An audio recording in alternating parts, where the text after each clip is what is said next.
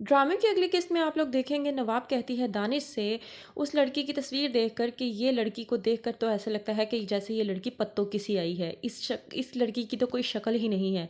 दानिश कहता है कि अम्मा मैंने तुमसे कुछ ज़्यादा तनकीद नहीं बांधी और मैंने ये भी नहीं कहा कि इस लड़की को बातें करो। मैंने सिर्फ इतना कहा है कि इस लड़की के घर जाओ और मेरा रिश्ता लेकर जाओ। तुम तनकीद क्यों बांधने लग गई हो? नवाब कहती है कि मुझे इस लड़की की शक्ल और सूरत बिल्कुल भी पसंद नहीं आई, लेकिन अगर रानिया के सीने पर सोकन का आरा ना चलाना होता तो मैं तेरी शादी इससे कभी ना करती, लेकिन तेरी शादी मैं अब इससे ज़रूर करूँगी ताकि मैं रानिया को जेलस फील करवा सकूँ, क्योंकि मैं रानिया को खुश नहीं देख सकती।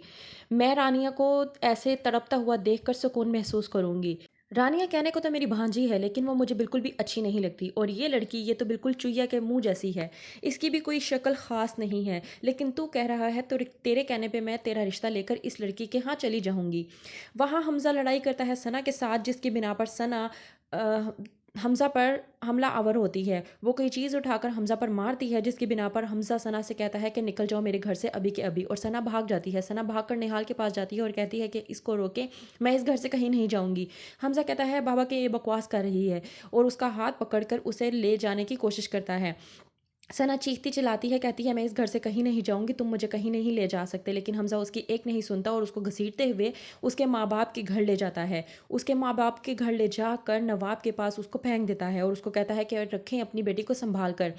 दानिश आता है और कहता है कि इस कलंक को हम अपने घर में लेकर रखने को लिए तैयार नहीं है। इस लड़की ने हमारी बेइज्जती करवाई है, इसने हमारे माथे पर कालक थोपी है, इसने भाग कर शादी की है तुम्हारे साथ शादी की है तो अब इसको निभाए। तुम इसको यहाँ क्यों ले आए हो? इस बेइज्जती के टोकरे को उठाओ और अपने साथ अपने घर ले जाओ।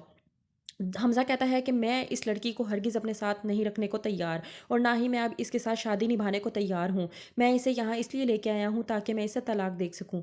हमज़ा कहता है मैं अपने पूरे होशो-हवास में आपकी बेटी सना को तलाक देता हूँ। ये सुनकर दानिश हो जाता है पूरी तरह से पागल, क्योंकि उसे समझ नहीं आती कि हमज़ा ने ये क्या काम किया है।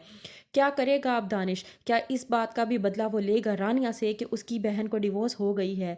क्योंकि वो समझता है कि हमज़ा अभी भी रानिया को पसंद करता है, जिसकी बिना पर वो सना से बदला ले रहा है। तो क्या सना को दी गई डिवोर्स का बदला अब रानिया से लेगा दानिश? क्या होगा आगे? देखते रहिए ड्रामा सीरियल घाटा, और हमारे साथ बने रहने के लिए चैनल को ज़रूर सब्सक्राइब करें। शुक्रिया।